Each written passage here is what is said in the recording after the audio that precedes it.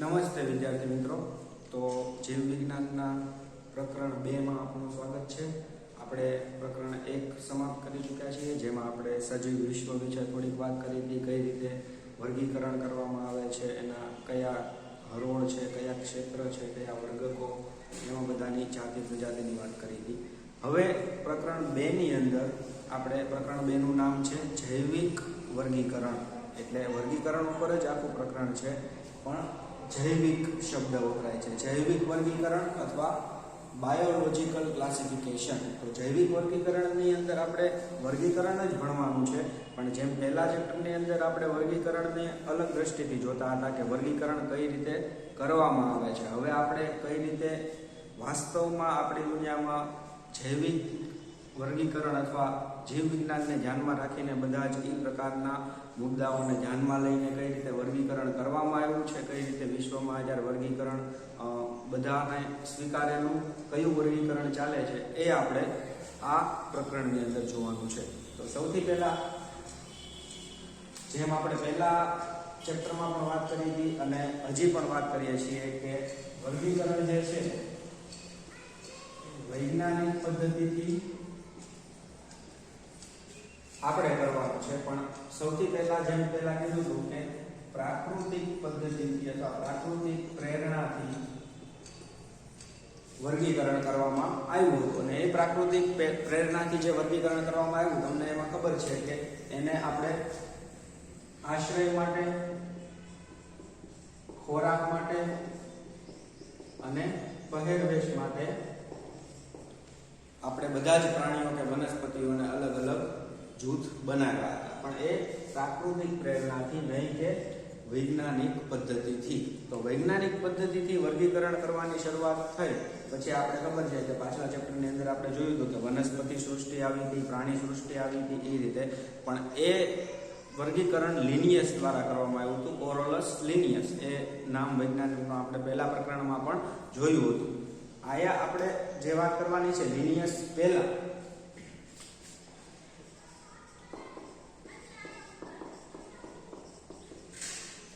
Aristotle નામનો વૈજ્ઞાનિક, Aristotle એને ઇંગ્લિશમાં આવી રીતે લખાય છે, જેને પહેલા જીવ વિજ્ઞાનના પિતા પણ ગણવામાં આવતા હતા, એરિસ્ટોટલ. એણે સૌથી પ્રથમ વખત વૈજ્ઞાનિક પદ્ધતિને થોડીક રીતે ધ્યાનમાં રાખીને સૌથી પહેલા થોડુંક જૈવિક વર્ગીકરણ કરવાનો પ્રયત્ન કર્યો હતો. હા, એ સૌથી વહેલા હતા અને ખૂબ જ પહેલા એણે થોડીક વર્ગીકરણની વાત કરી હતી, જ્યારે હજી જીવ વિજ્ઞાન આટલું બધું વિકસિત નહોતું થયું. એટલે કે બધાને કોષ વિશે કે કોષ દિવાલ હોય કે કોષની અંદર શું આવેલું છે કે બધા કોષના બનેલા છે, એવી બધી ખબર નહોતી. ખાલી એક જ વસ્તુને ધ્યાનમાં રાખીને, જે છે બાહ્યાકાર રચના, મોર્ફોલોજીકલ કેરેક્ટર્સ. ખાલી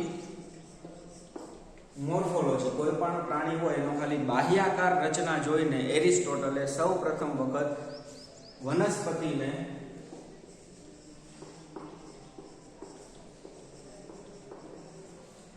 કાં તો વનસ્પતિ હોય છે, કોઈ પણ સજીવ, કાં તો પ્રાણી હોય છે, એ તો આપણે માનવ સૃષ્ટિના શરૂઆતથી જ બધાને ખબર હતી. એટલે વનસ્પતિને એરિસ્ટોટલના વર્ગીકરણ અનુસાર એને બાહ્યાકાર રચનાને જોઈને, એટલે બહારથી જોઈને જેવું દેખાતું એવી રીતે એને વનસ્પતિને 3 ભાગની અંદર વિભાજિત કર્યા હતા. અને એ 3 ભાગ જે તમને બહારથી જોઈને ખબર પડે કે કોઈ પણ વનસ્પતિ હોય એનું કાં નાનું છોડ હોય,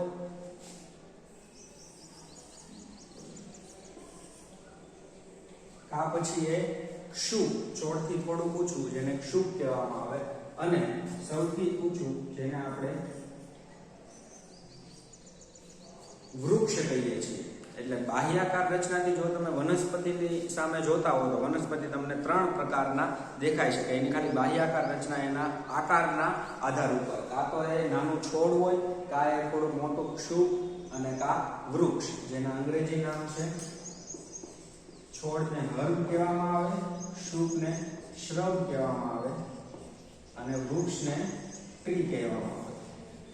તો એરિસ્ટોટલ અનુસાર ખાલી બાહ્યાકાર રચનાના આધાર પર વનસ્પતિને 3 ભાગમાં વિભાજિત કરી શકાય એરિસ્ટોટલ અનુસાર. સૌથી પહેલું વર્ગીકરણ. અને પ્રાણીને પણ બાહ્યાકાર રચના ઉપર જ એક રીતે બાહ્યાકાર રચના કહી શકાય, કારણ કે એમાં કોષની વાત નથી, રુધિરની વાત છે. આપણે રુધિર જે લોહી હોય છે એ રુધિર લાલ રંગનું એક એવા પ્રકારના પ્રાણી કે જે બધામાં રુધિર લાલ રંગનું જોવા મળે. આપણામાં પણ લાલ રંગનું હોય છે, આપણને ખબર છે. બધા પક્ષીઓમાં લાલ રંગનું હોય છે, બધા ઉભયજીવી સરીસૃપ એ બધામાં લાલ રંગનું લોહી અથવા રુધિર તમને જોવા મળે. તો એના આધારે એક પ્રાણીનું જૂથ એ હતું કે જેમાં બધામાં રુધિર લાલ રંગનું હોય, અને બીજું પ્રાણીનું જૂથ એ હતું કે જેમાં રુધિર લાલ ના હોય.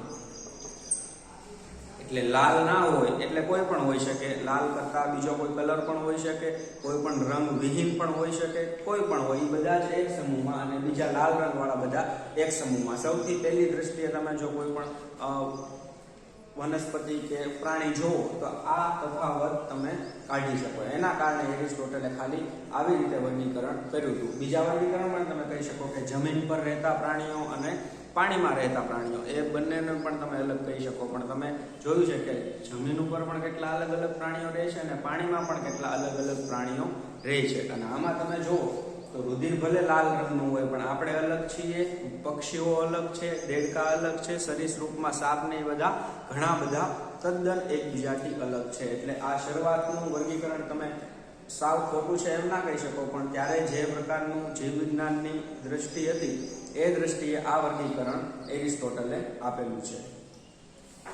હવે એરિસ્ટોટલની પછી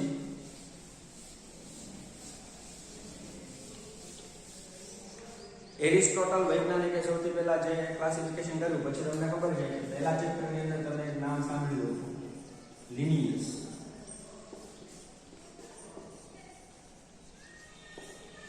કોરોલસ લિનિયસ નામના વૈજ્ઞાનિકે વૈજ્ઞાનિક પદ્ધતિથી આપણને ખબર છે કે દ્વિસૃષ્ટિ વર્ગીકરણ પદ્ધતિ વિકસાવી. કોરોલસ લિનિયસે દ્વિસૃષ્ટિ વર્ગીકરણ પદ્ધતિ વિકસાવી. તો દ્વિસૃષ્ટિ વર્ગીકરણ પદ્ધતિ એટલે શું? કે એની અંદર બે સૃષ્ટિ હતી, વનસ્પતિ સૃષ્ટિ અને પ્રાણી સૃષ્ટિ. ખાલી બે જ સૃષ્ટિ, આખી દુનિયાના બધા જ પ્રાણીઓને એને ખાલી બે જૂથમાં વિભાજિત કર્યા હતા, વનસ્પતિ જૂથ અને પ્રાણી જૂથ. એનું નામ હતા વનસ્પતિ સૃષ્ટિ અને પ્રાણી સૃષ્ટિ. તો આમાં જોવા જઈએ તો એને વનસ્પતિની અંદર મૂકવા માટે, કોઈ પણ સજીવને વનસ્પતિમાં મૂકવું હોય તો એના માટેનું કારણ મેઇન શું રાખેલું હતું? તો કે કોષ દિવાલની હાજરી. જેમાં કોષ દિવાલની હાજરી હોય, તમને ખબર છે કોષ દિવાલ એટલે શું છે? કોઈ પણ કોષ તમે જ્યારે દોરો છો તો વચ્ચે એમાં તમે એનું કોષ કેન્દ્ર દોરો છો. જે આ બહારની લેયર જે છે, સૌથી બહારનું આવરણ, એને તમે કોષ દિવાલ કયો. પણ ક્યારે? જ્યારે આ કોષ જે છે એ વનસ્પતિ કોષ હોય, જેની અંદર બહારનું જે આવરણ છે, જે કોષ દિવાલ, એ શાની બનેલી છે? સેલ્યુલોઝ. સેલ્યુલોઝ એક પ્રકારનું કેમિકલ છે, એટલે કે એક પ્રકારનું રસાયણ છે જે ઝાઝા ભાગે વનસ્પતિની કોષ દિવાલની અંદર જોવા મળે. તો એ સેલ્યુલોઝની બનેલી કોષ દિવાલ છે એ વનસ્પતિમાં હાજર હોય. તો વનસ્પતિ સૃષ્ટિમાં બધા જ પ્રાણીઓ જેમાં કોષ દિવાલ હાજર હોય એને વનસ્પતિ સૃષ્ટિમાં, જેમાં ગેરહાજર હોય એને પ્રાણી સૃષ્ટિમાં. એ રીતનું ક્લાસિફિકેશન, વર્ગીકરણ કોરોલસ લિનિયસે કર્યું હતું. પણ પછી કોરોલસ લિનિયસની દ્વિસૃષ્ટિ જે વર્ગીકરણ પદ્ધતિ હતી એમાં ઘણી વખત એવું જોવા મળ્યું કે અમુક એવા પ્રાણીઓ આવતા હતા કે જેને તમે વનસ્પતિમાં પણ નથી મૂકી શકતા, પ્રાણી સૃષ્ટિમાં પણ નથી મૂકી શકતા. કારણ કે અહીંયા ઘણી વખત એવું થાય કે વનસ્પતિ સૃષ્ટિની અંદર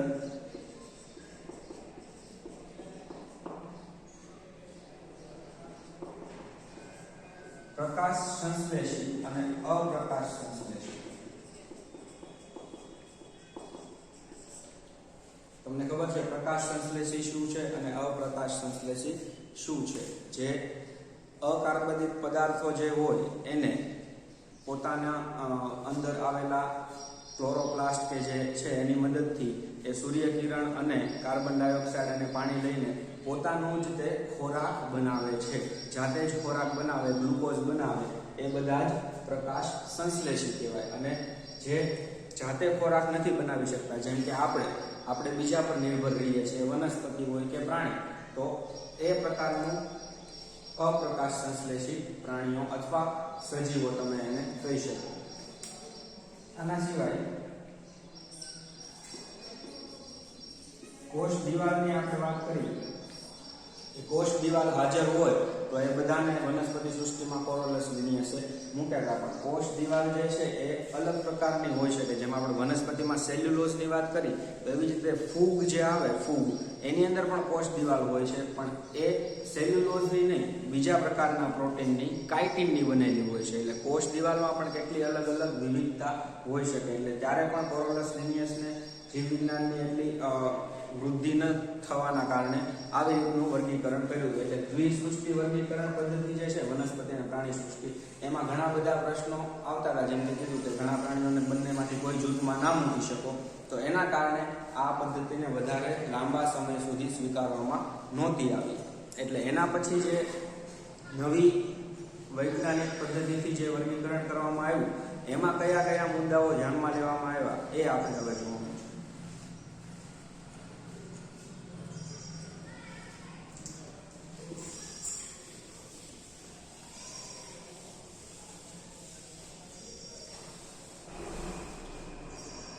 તો નવી વૈજ્ઞાનિક પદ્ધતિના અનુસાર આપણે કયા કયા મુદ્દાઓ અથવા કયા કયા મેઇન લક્ષણો ઉપર આપણે વર્ગીકરણ કરવાનું છે એ લક્ષણો જોઈએ.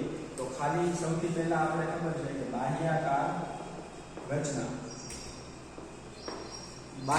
રચના પર જ તે બધું જ વર્ગીકરણ કરવામાં આવતું પહેલાની વાત છે. પણ હવે કોષના પ્રકાર, કોષ દિવાલ,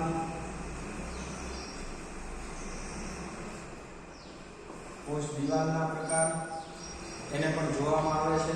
સાથે સાથે એના પોષણનો પ્રકાર, પોષણનો પ્રકાર એટલે કે એ પોષણ કઈ રીતે લે છે, જાતે બનાવે છે પોતાનું જે ખોરાક છે કે બીજા પ્રાણી પરથી કે વનસ્પતિ પરથી લે છે, એ પોષણનો પ્રકાર. પછી પ્રજનનની રીત,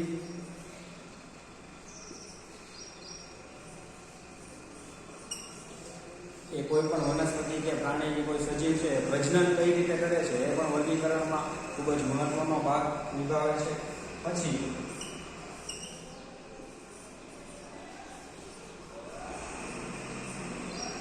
એનો જે ઉદ્વિકાસ જે છે એની પણ આયા ધ્યાનમાં લેવામાં આવે છે. ઉદ્વિકાસ એટલે કે આપણે સૌથી પહેલા વાંદરા હતા એમાંથી આપણે માણસ બન્યા, એ ઉદ્વિકાસ કહેવામાં આવે છે. તો એને પણ ધ્યાનમાં રાખવામાં આવે છે. તો આ બધા જ મેઇન મુદ્દાઓ છે અથવા સૌથી પ્રથમ મહત્વના લક્ષણો છે કે જેને ધ્યાનમાં રાખીને જૈવિક વર્ગીકરણ આપણે હવે કરવામાં આવ્યું છે. આના ઇંગ્લિશમાં જોઈએ તો નેચર ઓફ સેલ,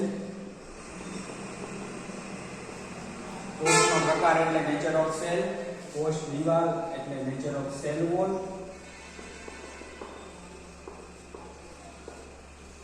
પોષણનો પ્રકાર મોડ ઓફ ન્યુટ્રિશન,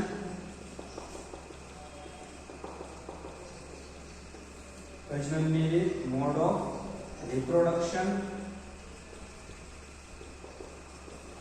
અને ઉદ્વિકાસ એટલે કે ઇવોલ્યુશનરી રિલેશન. તો આટલા મુદ્દાઓને જ્યારે આપણે ધ્યાનમાં રાખીને વર્ગીકરણ કરીએ છીએ તો આપણને ખબર પડે કે કોષનો પ્રકાર જે છે, નેચર ઓફ સેલ, કોષના પ્રકાર કેટલા હોઈ શકે.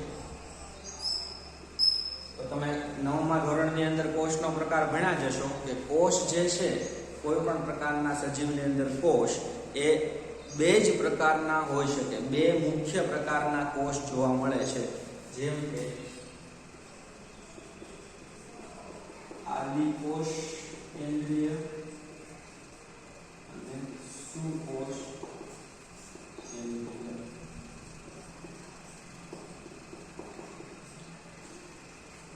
બે પ્રકારના કોષ કયા છે? તો આદિ કોષ કેન્દ્રીય કોષ અને સુકોષ કેન્દ્રીય કોષ. તો આ બંનેમાં શું તફાવત છે? તો તમને ખબર છે કે આદિ કોષ કેન્દ્રીય જે છે એ કોષ જ્યારે તમે દોરો તમારી બુકની અંદર, તો એ કોષની અંદર કોષ કેન્દ્ર તમે નથી દોરતા. જ્યારે આદિ કોષ કેન્દ્રની વાત આવે તો એમાં કોષ કેન્દ્ર નથી હોતું. શું કામ? કારણ કે એમાં કોષ કેન્દ્ર પટલ ગેરહાજર હોય છે. એટલે કે કોષની અંદર આવી રીતે કોષ કેન્દ્ર તમે જે દોરો, સામાન્ય કોષની અંદર આવો તમે કોષ કેન્દ્ર દોરતા હો છો, પણ આ કોષ કેન્દ્ર જે છે એ આ પટલના કારણે કોષ કેન્દ્ર છે, એના કારણે એ બીજા કોષથી અલગ છે, કોષના બીજા ભાગોથી. પણ જ્યારે તમે આદિ કોષ કેન્દ્રીય દોરો છો એટલે કોઈ પણ પ્રકારનું બેક્ટેરિયા જ્યારે દોરતા હો ત્યારે તમે કોષ કેન્દ્ર એવું નથી દોરતા, એની જગ્યાએ આવી રીતે ખાલી એમાં એક વચ્ચેની જગ્યા હોય જે બીજાથી અલગ આવતી હોય, પણ એમાં કોઈ ખાસ પ્રકારનું કે ચોક્કસ પટલ નથી. એટલે કોષ કેન્દ્ર પટલની ગેરહાજરી, એનો મતલબ એ કે આદિ કોષ છે. અને જે તમે સામાન્ય રીતે કોષ દોરતા હો એમાં તમે કોષ કેન્દ્ર પટલ દોરતા હો છો વચ્ચે, અને એને કોષ કેન્દ્ર કહો. તો કોષ કેન્દ્ર પટલની હાજરી એટલે સુકોષી કે કોષ, અને ગેરહાજરી એટલે આદિ કોષ. તો કોષના પ્રકાર હંમેશા બે પ્રકારના હોય છે. એટલે વનસ્પતિમાં પણ આદિ કોષ જોવા મળે છે, સુકોષ જોવા મળે છે, અને પ્રાણીમાં પણ સુકોષ. એટલે પ્રાણી અને વનસ્પતિ બે સૌથી મોટા અલગ અલગ જૂથ છે, છતાં બંનેમાં કોષનો પ્રકાર સરખો જ છે કે કોષ કેન્દ્રની હાજરી. જ્યારે બેક્ટેરિયામાં કોષ કેન્દ્ર નથી હોતું, તો એ બધા આદિ કોષ કેન્દ્રીય પ્રકારના કોષો કહેવામાં આવે. બીજું, કોષ દિવાલ. તો કોષ દિવાલના કેટલા પ્રકાર હોઈ શકે? તો આપણે બધા જ પ્રાણીઓમાં તમને ખબર છે કે કોષ દિવાલ ગેરહાજર હોય છે. એના જગ્યાએ ખાલી કોષ એક પટલ, એક આવરણ આવેલું હોય છે, જેને તમે પ્લાઝ્મા મેમ્બ્રેન અથવા પ્લાઝ્મા આવરણ કહેવામાં આવે છે, જે પ્રાણીમાં જોવા મળે. જ્યારે વનસ્પતિની અંદર કોષ દિવાલ આવેલી હોય છે. કોષ દિવાલના પ્રકારમાં તમે જુઓ તો કાં તો કોષ દિવાલ હાજર હશે કાં ગેરહાજર હશે. અને જો હાજર હશે તો કાં તો સેલ્યુલોઝની બનેલી હશે, સેલ્યુલોઝને ગુજરાતીમાં પણ સેલ્યુલોઝ જ કહેવાય, અને કાં તો એ કાઇટિનની બનેલી હોય.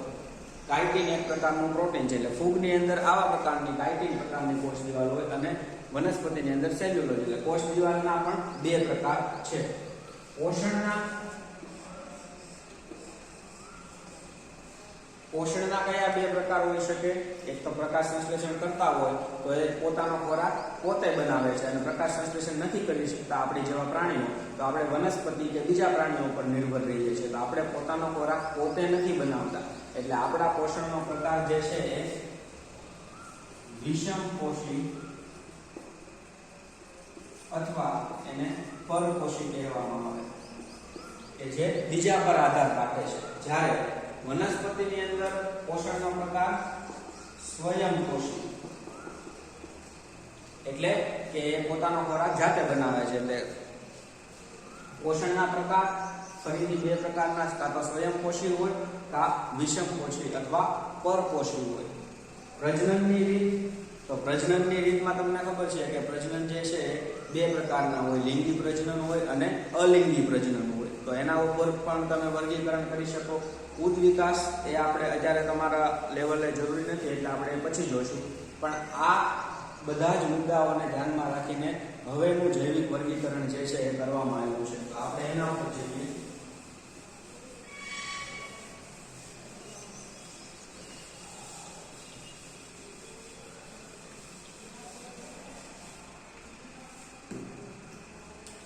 સૌથી પહેલા આપણે એરિસ્ટોટલના વર્ગીકરણની વાત કરી, જે ખાલી સામાન્ય બાહ્ય રચના પર આધાર હતું. પછી આપણે કોરોલસ લિનિયસની વાત કરી કે જે દ્વિસૃષ્ટિ વર્ગીકરણ પદ્ધતિ અપનાવેલી હતી, વનસ્પતિ અને પ્રાણી સૃષ્ટિ. હવે આપણે ત્રીજા પ્રકારના વૈજ્ઞાનિક દ્વારા જે વર્ગીકરણ કરવામાં આવ્યું છે, જૈવિક વર્ગીકરણ, કે જે આખી સૃષ્ટિમાં અત્યારે એને સ્વીકારવામાં આવ્યું છે અને એ જ ભણવામાં આવે છે બધે, એ જૈવિક વર્ગીકરણ કે જે R.H. વિટેકર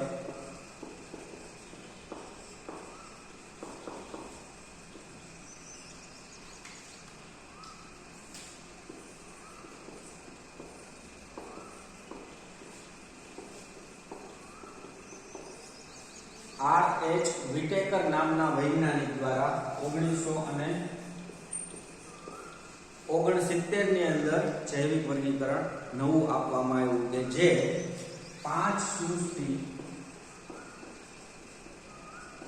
વર્ગીકરણ પદ્ધતિ પર આધારિત છે કે જેની અંદર 5 સૃષ્ટિનું વર્ગીકરણ કરવામાં આવ્યું છે. એટલે બધા જ પ્રાણીઓને 5 મુખ્ય અલગ અલગ સૃષ્ટિમાં વિભાજિત કરવામાં આવ્યા છે. આ વર્ગીકરણ R.H. વિટેકર દ્વારા આપવામાં આવ્યું છે અને આપણે આ પ્રકરણની અંદર R.H. વિટેકર દ્વારા આપેલું જ વર્ગીકરણ ભણવાનું છે. કોરોલસ લિનિયસે આપ્યું હતું એ ખાલી ઇતિહાસ છે, એરિસ્ટોટલે આપ્યું હતું એ પણ ઇતિહાસ છે, જેનાથી તમને ખબર પડે કે વર્ગીકરણ કરવા માટે તમે કઈ કઈ નજરથી જોઈ શકો. ખાલી બાહ્ય રચનાથી જોઈ શકો, એના કોષ દિવાલથી, એની કોષની રચનાથી, એક કોષીય છે કે બહુકોષીય, સ્વયંપોષી છે કે વિષમપોષી છે, આદિકોષ કેન્દ્ર છે કે સુકોષ કેન્દ્ર છે, આ બધા જ અલગ અલગ પ્રકારથી તમે હવે વર્ગીકરણની નજર જોશો. તો એ આપણે R.H. વિટેકરનું ભણવાનું છે, જેની અંદર 5 સૃષ્ટિ વર્ગીકરણ પદ્ધતિ છે અને એ 5 સૃષ્ટિ છે મોનેરા, પ્રોટિસ્ટા, ફૂગ, વનસ્પતિ અને પ્રાણી. તો આ 5 સૃષ્ટિ જે છે જે R.H. વિટેકરે આપેલી છે, મોનેરા, પ્રોટિસ્ટા, ફૂગ, વનસ્પતિ અને પ્રાણી, આની આપણે હવે વાત કરવાની છે. એટલે વનસ્પતિ અને પ્રાણી સૃષ્ટિ જે સૌથી પહેલા કોરોલસ લિનિયસે આપ્યું હતું, એના સિવાય આપણે હવે 3 નવી સૃષ્ટિ છે, જેવી કે મોનેરા, પ્રોટિસ્ટા અને ફૂગ. એટલે વનસ્પતિ અને પ્રાણી સૃષ્ટિને હજી પણ રાખવામાં આવી જ છે, પણ એની અંદર કયા પ્રાણી મૂકી શકાય, કયા સજીવ મૂકી શકાય, એના નિયમો અમુક બદલાણા છે અથવા એના મેઇન લક્ષણો થોડા બદલાણા છે. બાકી વનસ્પતિ અને પ્રાણી સૃષ્ટિ હજી ભણવામાં આવે જ છે. તો આ 5 સૃષ્ટિ ની આપણે વાત કરીએ તો શું કામ 5 સૃષ્ટિની જરૂર પડી, વનસ્પતિ અને પ્રાણી સૃષ્ટિમાં શું વાંધો હતો. તો કોરોલિનિયસની આપણે વાત કરીએ તો એને વનસ્પતિ અને પ્રાણી સૃષ્ટિમાં વનસ્પતિની અંદર ખાલી વનસ્પતિમાં સાંભળજો એક કોષીય પ્રાણી જેવા કે ક્લેમાઇડોમોનાસ, હરિતલી, નીલહરિતલી, બહુકોષીય, પછી કોષ દિવાલ ધરાવતા,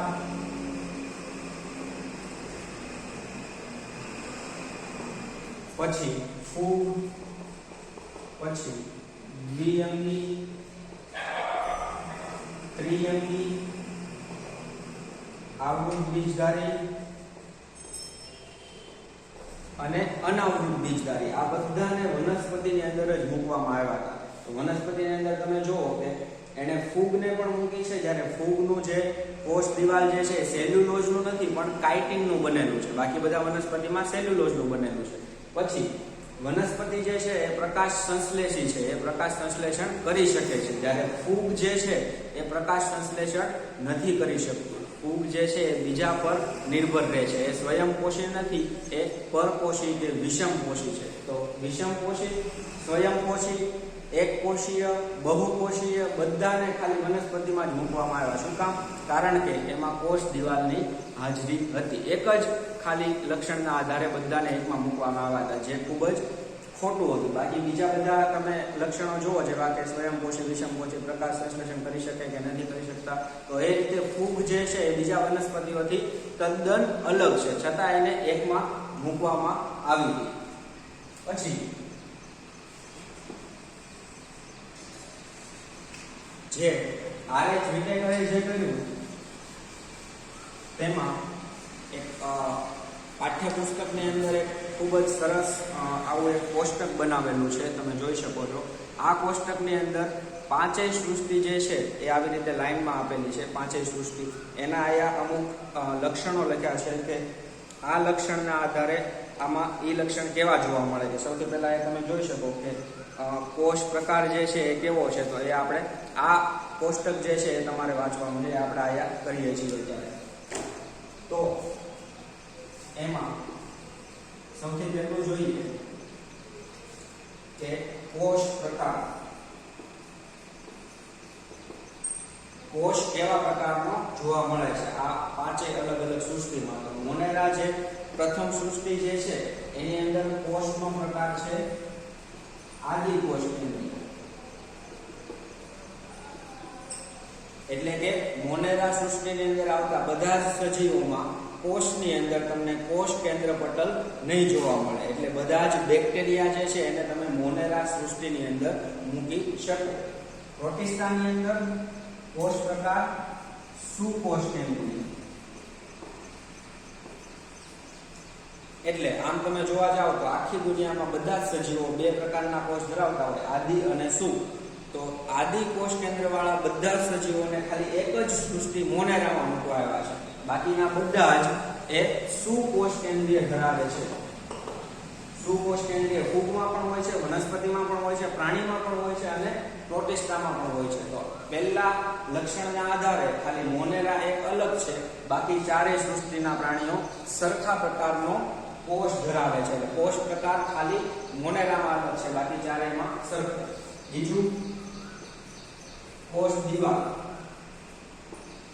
કોષ દિવાલ હાજર છે તો કોની બનેલી છે એ જોવાનું છે. તો મોનેરા એની અંદર હાજર અને ગેરહાજર.